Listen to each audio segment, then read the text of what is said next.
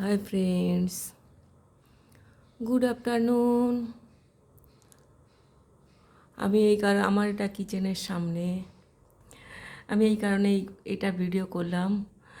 এইগুলো আমার গাছে হয়েছে, এইগুলোকে মানে আজকে আমি ওই জন্য প্রচুর হয়েছে তো মালা গেঁথে গেঁথে ঠাকুরকে দিয়ে দিই। তো এগুলোকে পুরুলিয়ায় ঝিন্টি বলে। আবার যেহেতু কার্তিক মাসে ফোটে, এখানে রানী কালারের এই রাসফুল বলা হয়।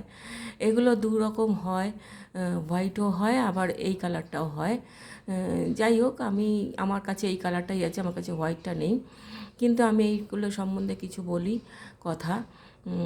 ঠাকুরের সম্বন্ধে একটু বলি। ঠাকুর মাস্টারমশাই একবার, কথামৃতের লেখক মাস্টারমশাই একবার পুরী যাবেন বলে ঠিক করেছিলেন। তা ঠাকুরকে বললেন যে আমি পুরী যাচ্ছি। তখন ঠাকুর বললেন, ও পুরী যাচ্ছ, তাহলে একবার জগন্নাথকে ছুঁয়ে এসো। কারণ ঠাকুর তো স্বয়ংই জগন্নাথ ছিলেন। ঠাকুরের জগন্নাথ দেবকে দেখলে ঠাকুর জগন্নাথ দেবের সাথে বিলীন হয়ে যেতেন। বলছে, তুমি আসলে আমি তোমাকে ছুঁয়ে নেবো, তাহলে আমার জগন্নাথ দর্শন হয়ে যাবে।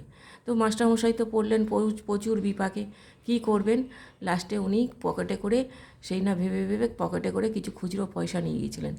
আর তখন তো বেদির ওপর উঠতে দিত, মানে জগন্নাথ দেবের সামনে যাওয়া যেত। আমিও গেছিলাম ছোটোবেলায় বাবার সাথে।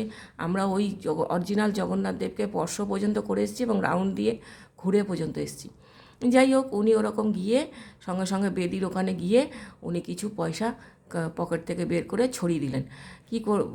তখন ঝনঝন করে যখন চারিদিকে পয়সা পড়ছে, পাণ্ডারা পয়সা কুড়োতে প্রস্তুত, তখন উনি জগন্নাথ দেবকে আলিঙ্গন করে নিলেন সেই সুযোগে।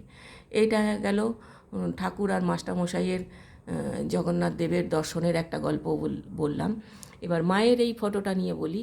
মায়ের এই ফটোটা আপনারা, মা মানে সবাই সারাদিন রান্নাবান্না করার পরে যখন সন্তানরা খেত, মা এইরকমভাবে বসে বসে দেখতেন। তা মায়ের সেইখান থেকেই এই ফটোটা। তো মায়ের এই ফটোটা হচ্ছে আপনারা প্রত্যেকেই কিচেনের কাছে রাখবেন, বা কিচেনে রাখবেন, বা রাখবেন একটা ঘরে, যেভাবেই হোক। কারণ এটা থাকলে না ঘরে কোনো দিন অন্নের অভাব হয় না। আর মায়ের এই যে মুষ্টিটা দেখতে পাচ্ছেন, মুষ্টিটা দৃঢ় মুষ্টি। মা মানে মুষ্টিবদ্ধ হয়ে রেখেছেন সমস্ত সংসারকে, এইভাবে দৃঢ়তার সাথে ধরে রেখেছেন। যাই হোক, আমি একটু পুরী, যেহেতু উড়িষ্যা থেকে ভিডিও বানাই, তো উড়িষ্যার কথাও বলি। পুরী জগন্নাথ দেবের কথা যখন এলো, উড়িষ্যাকে কিন্তু শাসন করে দুইজন।